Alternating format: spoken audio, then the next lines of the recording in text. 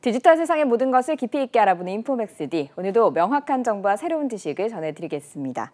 4차 산업혁명 시대 글로벌 기술 패권 경쟁이 치열해지면서 산업기술 유출이 심각한 문제로 떠오르고 있습니다. 하지만 핵심 기술을 유출해도 솜방망이 처벌에 그쳐서 이 처벌을 강화해야 한다는 지적도 나오고 있는데요. 관련 내용 짚어보겠습니다. 승재현 한국형사법무정책연구원 선임연구위원님 모셨습니다. 위원님 어서 오세요. 네, 안녕하십니까. 반갑습니다. 이게 사실은 이 산업 기술이라고 하는 게 우리 경제를 굉장히 지탱하는 그리고 그렇죠. 이걸 만들어오기까지 굉장히 많은 공을 들이는 기술 부분이잖아요. 네네. 이걸 유출한다고 하면 사실은 공분을 그렇죠. 사야 될 것 같습니다. 어떻게 보면 네. 10년, 20년, 30년 정말 기술을 집적해서 이제 어느 정도 성과가 딱 나오는 순간 그럼 네. 그걸 30년 동안 만들어 놓은 것을 하루아침에 다른 나라로 싹 빼돌리면 네. 너무 황당한 일이 네. 발생을 하는 거잖아요. 네. 사실 지금 시청자 여러분도 대한민국은 수출 산업이 가장 중요한 나라 중에 하나이죠. 또 수출 산업 그러면 머릿속에 떠오르는 게 한 몇 가지가 있을 것 같은데 가장 대표적인 게 반도체, 네. 그다음에 전기전자, 또 플러스 자동차, 정보통신, 조선 이런 게 머릿속에 떠오를 거예요. 다 기술이 중요해요. 그렇죠. 이게 다 네. 기술이 중요하고 이런 기술을 우리는 국가 핵심 기술이라고 이야기를 합니다. 이 국가 핵심 기술이 이게 외국으로 많이 나가게 되는 거를 이제 좀 저희들이 살펴볼 수가 있었는데 국가정보원에서 이제 안철수 의원실에 이제 제출했는 내용을 조금 저희들이 자료를 근거를 가지고 말씀을 드리면 2017년부터 2023년 아마 그 시청자 여러분께서는 지금 CG가 나갈 수 있는데 그 CG와 같이 보시면 좋을 것 같고요. 2017년부터 2023년 6월까지 국내에 있는 기술이 해외에 나가는 걸 검토해 보니까 굉장히 많은 건수가 해외에 나가게 되고 네. 그중에 가장 대표적인 게 반도체, 디스플레이, 전기, 전자 이런 것들이 많이 나가게 네. 되었어요. 1년 정도로 좀 줄여보니까 1년 중에 핵심 기술이 약 39건 정도가 해외에 나가게 되는데 네. 아까 제가 말씀드렸다시피 이게 반도체 기술 중에서도 반도체 기술은 11개의 핵심 분야가 있습니다.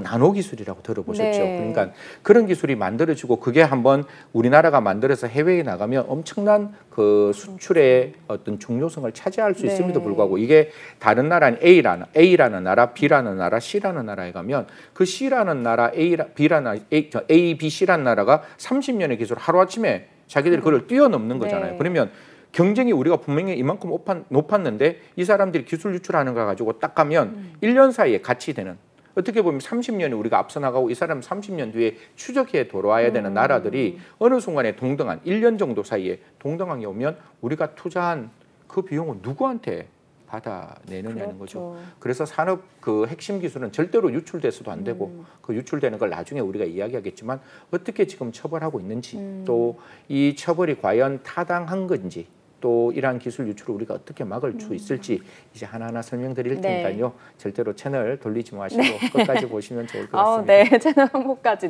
끝까지 봐주시기 바라겠습니다. 네, 고맙습니다. 사실은 음식집 같은 경우에도 맛집이 있으면 내가 굉장히 신메뉴를 개발해서 맞습니다. 이거를 이제 맛있게 내놨는데 가격이 10,000원 정도로 해서 이걸 만들어냈어요. 그런데 다른 집에서 이걸 6,000원에 판다. 안 되지. 그렇게 하면 6,000원으로 네. 가격이 다운되다 보니 사실 이게 시간 맞습니다. 투자한 것도 있지만 경제적인 측면에서도 굉장히 손실이잖아요. 네네. 그 내부 사례들을 좀 하나하나 좀 살펴보도록 하겠습니다. 최근에 가장 좀 충격적이었던 사건 저도 너무 중에 하나는요. 충격적이었습니다. 아니 아무리 모방이 창조의 어머니라고 할지라도 이 반도체 공장 설계 도면 자체를 중국으로 넘긴 그 전 삼성전자 상무가 있었거든요. 어떤 사건인지 일단 이야기를 해주시죠. 지금 제가 봤을 때는 정말 좀 죄송스러운 말인데 천지분간 안 되는 상황인 것 같아요. 특정 기업의 상무를 지내는 사람이 다른 나라에 이 기술을 빼돌린다.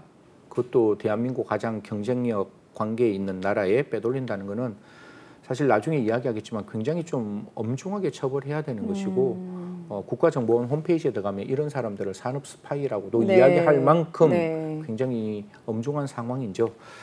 특정 그 전자에 있는 상무라는 사람이 바로 우리 옆에 있는 나라입니다. 옆에 있는 나라 가서 우리나라에 있는 그 공장의 설계 도면을 그대로 가지고 가서 그 나라에 지금 그 공장을 만들고 있는데 여기서 어떤 일을 했는가 하면 자기 혼자 할 수 없잖아요.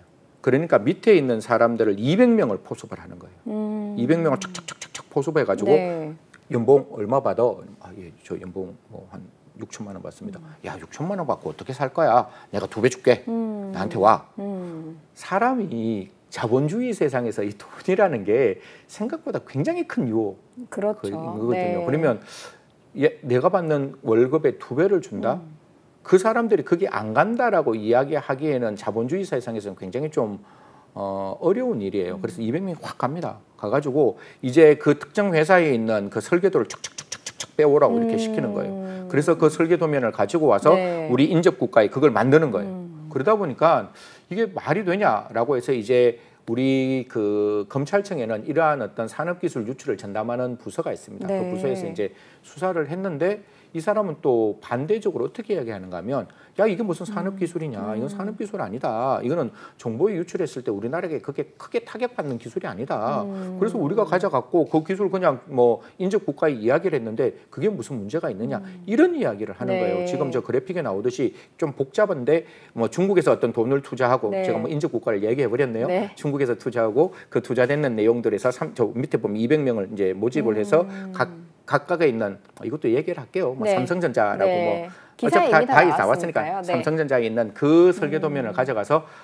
우리나라의 최고의 기업이잖아요. 네. 그 기업에 있는 그 설계도면을 가져갔음에도 불구하고 아까 제가 말했다시피 이거는 그렇게 산업기술이 아니에요. 이건 특별하게 뭐 기밀이 아니에요라고 지금 법정에서 다투고 네. 있다 이런 이야기가 위원님 나옵니다. 제가 궁금한 게요. 사실은 그 검찰청에서 저런 주장이 먹힙니까? 나중에 이게 국민 시청 여러분과 약간 네. 공분을 해야 될 부분인데 먹혀요. 뭐 조금 이렇게 답안지를 먼저 앞쪽에 네. 잠깐 뽑아서 말씀을 네. 드리면 보통 우리나라에서 검찰이 기소를 빵 하면 형사사건은 99%가 유죄가 나와요. 그러니까 그 형사사건은 99%가 유죄니까 1% 정도가 무죄가 나오고 전체적으로 확 넓혀보면 한 3% 정도가 무죄가 나오거든요. 네. 그 정치권 사건까지 포함해서. 네. 그런데 산업기술 유출 사건은 한 35% 정도가 무죄가 나와요. 그 유죄가 나올 확률이 높은 분야임에도 불구하고 그 중에서 35%가 예, 그러니까 그냥 가장 낮은 산업기술 네. 유출이 무죄율이 가장 높아요. 이게 왜 그런가 하면 뭐 이것도 조금 답안지를 앞쪽에서 당겨와서 네. 말씀을 드리면 법이 조금 촘촘하지 않는 측면도 있고 이게 원래 훌륭한 판결이 나오는 거는 판사님이 훌륭할 수도 있지만 검사가 굉장히 훌륭해야 되거든요. 네. 지금 무죄율 지금 나오고 있는데 네. 저걸 전체 평균으로 하면 30%가 30.6% 정도가 되는 거고 네.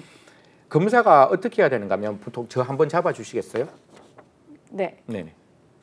보통 보면 이렇게 흰색 도화지를 판사는 가지고 와요. 네. 그럼 판사에 가지고 오면 우리가 유죄 이게 형사사건이잖아요. 그러면 검사가 이거를 합리적 의심을 없는 고도의 개연성 이래가지고 거의 90%까지 판사에게 확신을 줘야 돼요. 네. 이게 산업기술을 유출했고 이 산업기술은 국가가 지키고 있는 4가지 법인데 지키고 있는 법 안에 들어가는 것이고 그게 들어갔기 때문에 외국에 유출했고 유출하는 목적이 있었다는 걸 아까 말씀했다시피 검사가 이만큼 90% 정도까지 입증을 해야 되는데 이게 입증이 안 되면 고등학교 때 들어보셨죠? 의심스러울 때는 네. 피고인의 이익으로 당연히 피고인은 무죄 추정의 원칙이 있잖아요. 그러다 보니까 이게 입증도 어려울 뿐만 아니라 그 법 규정에 아까 산업기술이라는 정보라는 개념 자체가 굉장히 모호하다 보니까 어떻게 보면 남는 장사, 믿져봤자 남는 장사, 믿져봤자 본전, 무조건 하면 남는 장사 네. 이런 생각이 드는 거죠. 검사라고 왜 입증하고 싶지 않겠습니다. 그렇겠죠. 말씀하신 대로 않겠습니까? 왜 말씀하신 대로 입증이 어렵다는 말씀이신데 법 자체 어떻게 좀 모호하게 들어있는 건지를 좀 설명해 주시면 이해가 쉬울 것 같아요. 우리나라의 법이 4가지 법이 있는데 그 4가지 법을 제가 좀 말씀드리면 네. 산업기술보호법, 국가첨단전략산업법, 부정경쟁방지법, 방산기술보호법. 저는 상국부방 이렇게 이제 외웠었는데 옛날 시험할 때 이 법정 안에 보면 산업기술보호법도 산업에 관련된 기술이어야 되는데 네. 그 기술이라는 개념 자체가 발전하고 있잖아요. 그러면 과거에는 없는 기술, 지금은 만들어지는 기술. 그럼 쉽게 말하면 이런 거예요. 조금 더 그 시청자 여러분께 좀 쉽게 설명드리면 뭐 약간 좀 그 논점이 약간 옆으로 가는데 마약 있잖아요. 네. 우리가 기존에 생각하고 있던 마약 중에 아편, 뭐 필로폰 이런 건 너무 전통적인 마약이잖아요. 그런데 신종 마약이라 그래 합성 마약이 나오면 네. 이게 분명히 중추신경계에 작동은 하지만 그게 아직 향정신성 의약품으로 지정되지 않으면 괜찮은 거예요. 그러니까 마약 안에 포함되지 않는다는 그렇죠. 말씀이신 거군요. 이 기술도 지금 최대한 많이 발전하고 있기 때문에 우리가 보호해야 될 기술이 어딘지 언제나 이 법들은 발전하는 법들이에요. 네. 그리고 아까 제가 말씀드렸다시피 국가 첨단 전략 산업이라는 것도 국가가 첨단으로 전략 산업하는 게 각각의 국가의 시선과 시각에 따라서 첨단 산업은 요렇게 바뀔 수 있고 요렇게 네. 바뀔 수 있는 거예요. 그러면 그게 포함 안 되면 아니야. 첨단 산업 아니야라고 이야기를 하는 것이고 네. 그다음에 부정경제 방지법도 내가 옮겨내는 게 그 집에 분명히 경쟁의 방해를 받아야 돼. 아까 식당에서 만드는데 네. 레시피를 만들었는데 예를 들어 올라오는 게 A라는 뭐 이렇게 첨가제가 올라왔어요. 근데 B라는 식당에서는 다른 첨가제를 올렸단 말이에요. 그러면 과연 그게 동일한 레시피냐? 그럼 동일한 레시피 아니지 않냐? 분명히 네. 그렇게 따질 거잖아요. 네. 아니 그 집에서는 고추장이었는데 우리 집에서는 청양고추였습니다. 그게 무슨 같은 겁니까? 이렇게 따진다는 거예요. 그러다 보니까 이게 빠져나갈 수 있는 구멍이 기술이라는 정보라는 측면 때문에 분명히 많은 거예요. 그래서 조금 이따 말씀드리겠지만 이런 부분들이 좀 뭔가 탄탄하게 만들어져 있어야 네. 이런 어떤 문제가 발생했을 때 충분히 우리가 대응할 수 있지 않을까. 사실 미꾸라지들은 굉장히 많이 빠져나가려고 합니다. 안 그렇겠어요? 아까 믿져봤자 본전이고 하면 이익인데 그러면 그런 사람들 입장에서는 당연히 빠져나갈 수 있는 구멍이 크면 그 구멍을 빠져나가기 위해서 노력할 것이고 이게 전부 다 화이트 칼라 범죄예요. 무슨 말인가 하면 정말 대한민국의 최고의 석학들이 이 일을 하고 있는 거잖아요. 그러면 내가 이 유출을 할 때 얼마나 많이 준비하겠습니까? 쉽게 말하면 보통은 범죄자들이 뛰어가요. 그러면 경찰이 그 뛰어가는 걸 날아가서 잡으면 되는 거죠. 네. 근데 이 사람은 처음부터 날아가요. 그러면 도대체 경찰이 우리 수사 당국이 처음부터 날아가는 사람을 잡기 위해서 우리는 뭘 준비해야 될 것이냐? 달라요.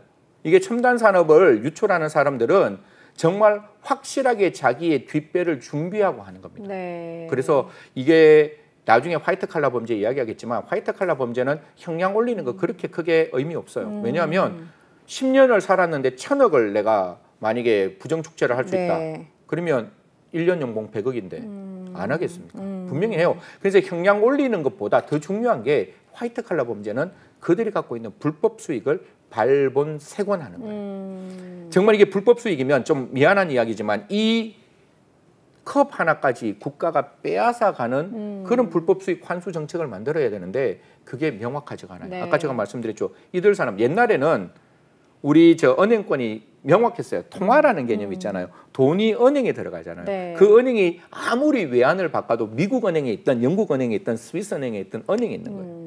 근데 지금은 USB 요만한 데 들어가 있어요. 네. 흔히 말해서 크립토커런시, 우리가 알고 있는 비트코인. 비트코인 이런 같은, 형태로 네. 암호화폐로 딱 저장하니까 저장해서 자기가 암호키 딱 가지고 있으면 천지가 개벽해도 그거 안 되는 알 거예요. 수가 없다. 이 안에는 분명히 네. 1,000억 이상의 가치가 들어있는데 요 USB 네. 안에 우리는 그거를 어떻게 가져올 것인지 그리고 이런 거예요. 이제는 글로벌리제이션이 되어서 한 나라 안에서 그 불법 수익이 머무는 것이 아니라 이런 거예요. 제가 불법 수익을 가지고 미국에서 부동산을 투자했어요.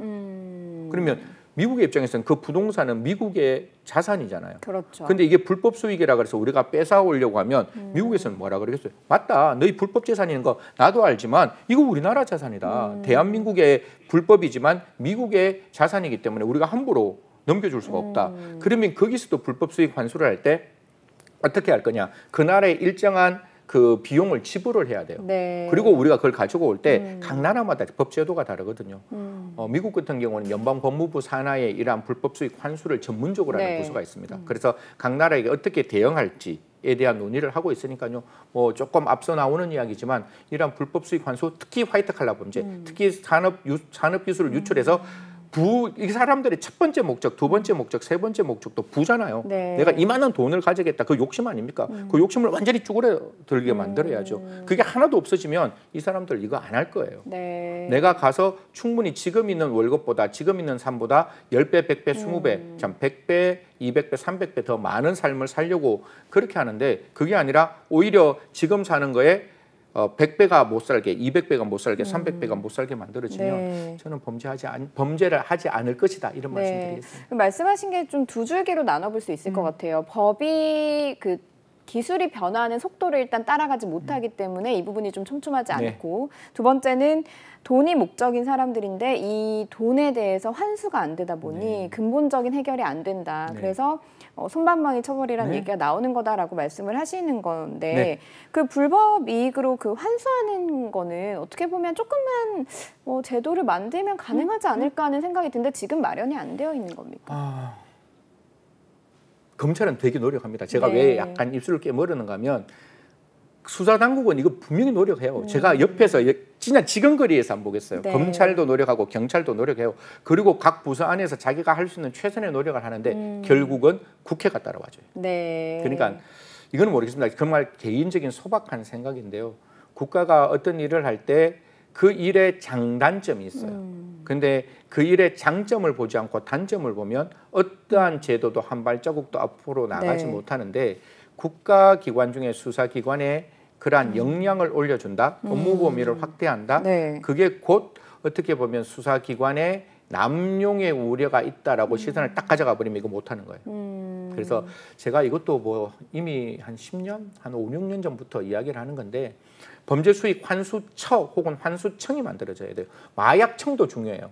하지만 화이트 칼라 범죄에 대해서 범죄를 진압하는 가장 좋은 방법은 그들이 갖고 있는 불법 수익을 딱 가지고 오는 거거든요. 산업기술 유출하는 사람 진짜 나쁜 사람이잖아요. 우리나라가 만들어 놓은 이 기술을 외국에 유출해서 그 나라로부터 지금 수많은 금전적 이익을 받는 거라면 그 사람들 분명히 금전적 이익을 박탈시켜야 이 사람들이 이런 행동 안 할 거 아니에요. 그러면 옛날과 달리 아까 제가 말씀드렸죠. 국제화되어 있는 범죄 수익의 어떤 그 장소들 또 뿐만 아니라 과거와 달리 디지털 화폐, 우리가 말하는 크립토커런시, 암호화폐로 되어 있는 현실 그리고 화이트 칼라 범죄들이 만들어 놓은 그들이 생각하고 있는 스킨, 계획을 뛰어넘을 수 있도록 하려면 하나의 부처인 검찰, 혼자는 못해요.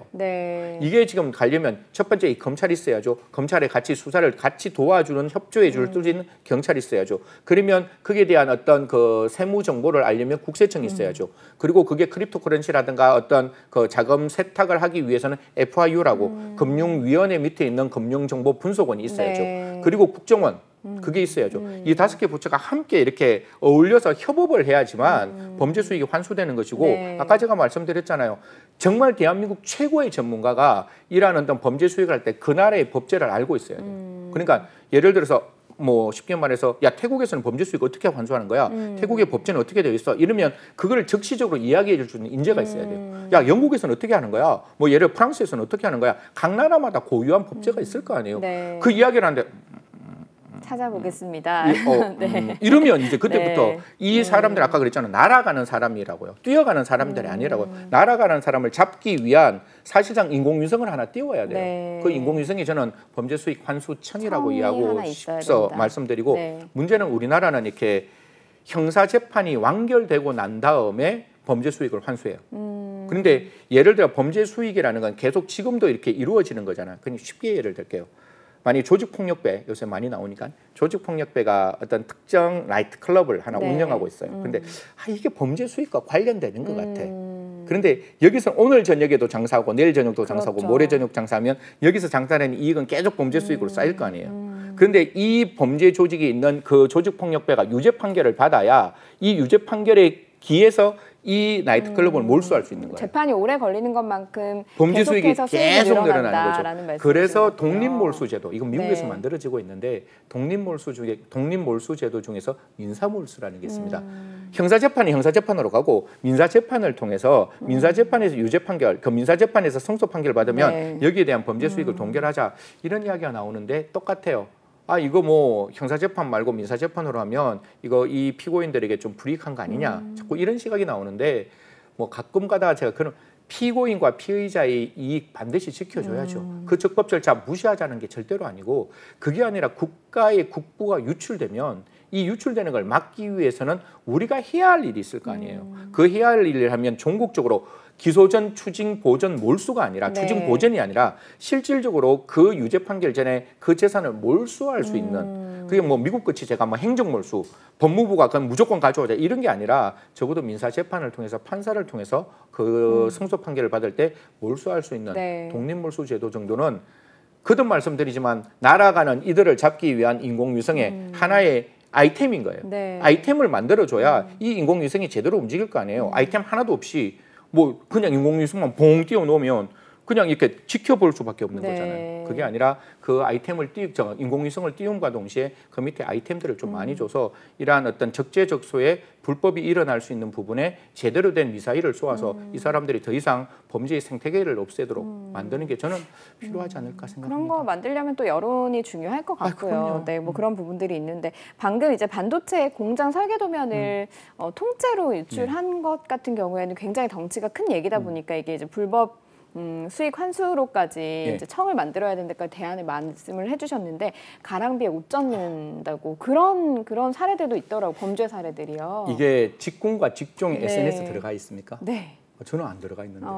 아이씨, 저도 들어가 볼까? 그 되게 이렇게 정보가 많다면서요. 재밌는 이야기들도 그렇죠. 많고요. 뭐 숨어 있는 이야기, 뭐 예를 방송가의 뒷이야기 이런 것들이 쭉 직군과 직종에 나오죠. 이제 그게 딱 들어갔어요. 들어가면 이제 그런 직종의 반도체 직종이 있을 것이고 디스플레이 직종이 있을 거 아니에요. 쭉 나가면 처음에 그냥 물어보는 거예요. 그냥 DM이라고 다이렉트 메시지로.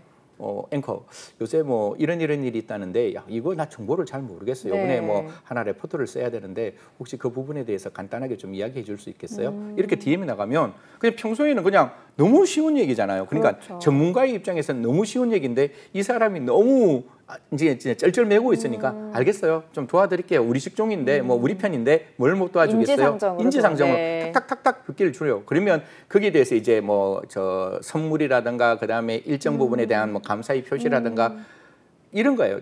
보통 사람이 한 10만 원 정도 이익이 올 줄 알았는데 20만 원이 오면 사람 생각이 바뀌는 거 아세요? 진짜 착한 사람 돼요. 그러니까 예를 들어서 내가 한 이 정도 했으면 10만 원 정도 받을는데 이게 갑자기 20만 원 들으면 그 회사 그 방송 너무 좋은 방송이 되는 거예요. 그러면 다음에 오면 모든 방송을 스케줄을 제외하고 여기 나와서 방송을 할 수밖에. 그게 인간이거든요. 그러니까 그렇게 딱 20만 원 정도 주는 거예요. 그러면 너무 고맙잖아요. 그리고 자주 안 가요. 한 2주 한 3주 있다가 또 하나 탁 던지는 거예요. 그때 너무 고마웠다. 내가 그때에서 정말 그 내용이 정말 칭찬받는 내용이 되었는데 이번에는 이런 거는 좀 어떻게 생각해요? 라고 하면 약간 더 들어가는 거예요. 그러면 이제 약간 랩미팅 하죠. 이걸 얘기해도 될까? 이거 절대로 레포트에만 있는 거니까 걱정하지 마시고 좀 주세요. 이러면 머릿속에 뭐가 땅 떠오르겠어요. 그때 20만 원이었는데 이번에는 그러면 50만 원, 100만 원 이렇게 생각하고 그걸 줘요. 그럼 진짜 그 생각이 현실이 돼요. 100만 원이 있다고 해요. 그러면 그때부터는 좀 죄송한 말씀이지만 그 사람에게 가스라이팅 되는 거예요. 그 사람이 원하는 걸 따라가요. 따라가다 보면 이제 상상할 수 없는 거액을 제안하는 거죠. 그 정보 줘. 그러면 우리 회사에 이직시켜줄게. 그리고 우리 회사에 오면 직급도 상향되고 월급도 상향돼. 거기서 언제까지 만년대리야. 여기 바로 와. 내가 상무시켜줄게. 이런 형태로 적극적인 어떤 어필을 함으로써 그 처음에 시작되던 정말 어떻게 보면 바늘 도둑이 이제 뒤에는 정말 소를 한 마리 잡아갈 수 있는 소도둑으로 변하는 게 지금의 직종과 직군에서 그 사람들로부터 기술을 유출하는 어떻게 보면 정말 로맨스 스캠 비슷하게 진짜 가스라이팅 비슷하게 그게 로맨스 스캠은 그 사람의 마음을 얻는 거라면 이거는 돈으로 그 사람의 마음을 사는 거죠. 그렇게 지금 유형들이 만들어지고 있다. 그렇게 됐을 때 처벌은 어느 정도로 지금 그 마지막 결론에 따라가 달라지겠죠. 그 기술이 유출이 되면 똑같아요. 결국 그게는 그 법에 따라서 그 법에 그게 정보가 되고 그게 기술이 되고 그게 전략이 되고 그게 핵심이 되면 거기에 따라 처벌하는데 조금 이따 말씀드리지만 그렇게 처벌도 높지 않아요. 나중에 뭐 들어보시면 기하말 정도로 처벌이 높지 않습니다. 그럼 처벌이 어느 정도 되는지를 여쭤봐야 될 것 같아요. 보통 기술 유출에 대한 양형 기준은 두 가지가 있습니다. 하나는 국내 유출이 있고 하나는 해외 유출이 있어요. 그런데 국내 유출에서 가장 형이 높아도 4년. 4년. 이게 양형 기준이에요. 나중에 우리가 실제 나왔는 건 달라요. 양형 기준. 우리나라 안에서 기술을 유출해서 우리나라 안으로 돌리면 4년. 그다음에 해외로 막 돌리면 최고로 많이 받아도 6년. 그런데 이게 한 6년치가 한 25조 정도 된다는 말도 있거든요. 기술 유출로 인한 손해가. 근데 지금 이제 그래픽에도 나오는데 그렇게 많은 어떤 그 기술 유출을 했지만 결국 나오는 형은 해외 유출에 최고 강한 게 6년이니까 아까 말씀드렸잖아요. 믿져봤자 본전 하면 이익. 이런 생각이 머릿속에 떠나지 않아요. 인간은 굉장히 합리적인 동물입니다. 인간은 내가 가질 수 있는 이익보다 내가 받을 불이익보다 내가 가질 수 있는 이익이 높으면 인간은 해요. 그게 인간의 합리성의 문제고 그래서 우리는 심리 강제로 그 사람이 받는 이익보다 내가 너에게 더 불이익을 줄 거야 라고 형을 만드는 거라고요. 근데 6년? 4년? 해볼 만하잖아. 많은 형사 사건에서 그렇듯이 사실 말씀하신 대로 4년, 6년이 나오진 않잖아요. 네, 그리고 그게 이제 더 떨어지는 건데 지금까지 나와 있는 그 기술 유출 사건을 저희들이 쭉 들여다보니까 아까 제가 말씀드렸죠. 무죄율이 전체적으로 작년은 한 44.3% 정도가 돼요. 그러니까 어떤 일정 부분 중에서 한 거의 40% 가까이가 무죄로 확 떨어지잖아요. 떨어지고 난 다음에 그럼 이제 실형을 받으러 이제 넘어가는데 그 중에서 벌금형이 한 10%에서 20%가 또 벌금형으로 빠져요. 빠지고 그럼 이제 나머지가 실형일 거잖아요. 그러니까 몇 년 구형을 받잖아요. 그 구형을 받는데 그 구형 받는 사람의 80%가 집행유예예요. 집행유예란 말은 안 산다 이 말이에요. 안 살아요. 그 기간 동안에 같은 범죄를 안 저지르면 그냥 한 2년 3년 지나면 아무것도 없는 거예요. 벌금보다 집행유예가 훨씬 더 낫죠. 얘들은 경제적 이익을 가지고 고민하는 사람들인데 그럼 집행유예 주면 슈퍼 땡큐 이렇게 되는 거죠. 그런데 벌금도 아까 봤는데 한 1,200만 원 정도밖에 안 돼요. 그리고 정말 실형이 나오잖아요. 아까 80%가 집행유예인데 그럼 실형 나오는 사람 아까 6년이라 그랬잖아요. 4년이라 그랬잖아요. 1년. 12개월밖에 안 나오니까 12개월에 벌금 받아봤자 1,200만 원. 무슨 장사? 남는 장사. 라는 생각이 머릿속에 들 수밖에 없는 게 이게 왜 그런 줄 아세요? 이거는 뭐 법원의 고민도 있고 법원을 비난하고자 제가 이런 이야기를 하는 게 아니라 사실상 우리나라의 법제에서 지금 우리가 판단될 수 있는 근거가 이것 때문에 그런 건데 이것도 대검의 그 관계자하고 지금 이 부분에 대해서 굉장히 많이 나누고 이야기를 나눴고 양형위원회에서도 이 부분을 분명히 시정하려고 합니다. 그러니까 지금의 문제가 미래에 똑같은 일이 발생하지는 않을 거예요. 분명히 검찰도 노력하고 법원도 노력하니까. 근데 지금은 이런 거예요. 만약에 나쁜 사람 해주세요. 저한테 유혹을 하는 거예요. 성 박사, 요새 월급 얼마 받아? 예, 제가 한 6천만 원 받습니다. 6천만 원보다는 조금 더 받아요. 예, 6천만 원 받습니다. 이러니까 그 우리 저 앵커가 그래? 그럼 내가 3배 줄게. 1억 8천. 어때? 우리 회사 오지? 지금 뭐 한다고? 실장 한다고? 실장 갖고 되겠어. 부원장 해. 가요 안 가요? 가죠. 그러면 여기서 제가 모든 우리 회사의 정보를 이만큼 안고 제가 확 가는 거예요. 가서 정보를 보따리를 딱 던지고 저는 부원장 되고 1억 8천을 받으면 여기서 법원이 그 사람이 그 직종에 옮기면서 국가에게 손실을 끼치거나 그 사람이 얻었던 이익은 어떻게 되느냐. 뒤에 있는 정보는 몰라요. 어떻게 퍼져서 어떻게 되는지 인과관계가 안 나오잖아요. 그래서 제가 받았던 6천만 원에서 올라가는 1억 8천, 1억 2천이 그 이익이 되는 거예요. 되죠. 그러니까 이 이익이 이것밖에 안 되니까 뒤에 있는 천문학적 숫자에 있는 이 정보를 통해서 국부가 유출되는 거는 그 재판부에서 판단할 수가 없는 거예요. 그러다 보니까 형이 이렇게 났는 거예요. 그러니까 이 부분을 어떻게 우리는 좀 해결해야 된다. 이거는 선택의 문제가 아니라 당위의 문제인 거예요. 만약에 이 부분이 해결 안 되면 저는 앞으로 기술 유출은 영원히 존재할 수밖에 없는 것이고 그 기술 유출은 앞으로도 확대될 수밖에 없는 우리가 스스로 그거를 자양분을 주고 있다라는 생각을 지울 수가 없는 거죠. 그래서 아까 말씀드렸다시피 검찰과 법원이 좀 노력하고 있는데 가장 중요한 건 아까 형량을 올리는 것도 중요하지만 제발 좀 벌금 좀 올리자고요. 그리고 징벌적 배상 좀 만들고 아니 이런 부분에 대해서 뭐 이 사람에게 혹시 이렇게 벌금을 하면 이 사람들의 가정이 피폐해지는 거 아니야? 뭐 이렇게 생각할 수 있는데 안 하면 되잖아요. 아니 이게 할 수 없는 하지 않으면 그런 형벌이 과해지지 않는 거잖아요.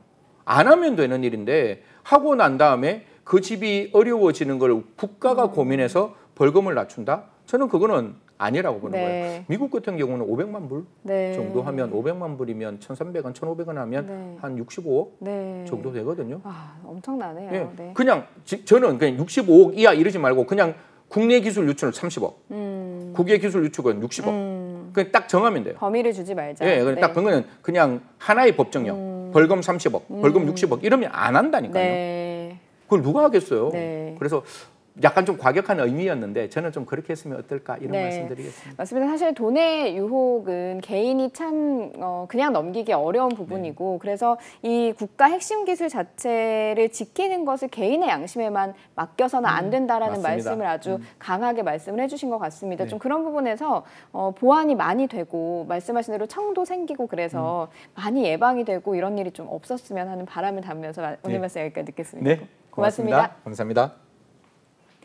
네, 인포맥스D 벌써 마쳐야 될 시간이 됐습니다. 영상을 보신 후에 궁금하신 점이나 개선해야 될 점이 있다면 유튜브 연합뉴스 경제TV 채널을 통해서 댓글을 달아주시면 더 좋은 방송으로 찾아뵙겠습니다. 고맙습니다.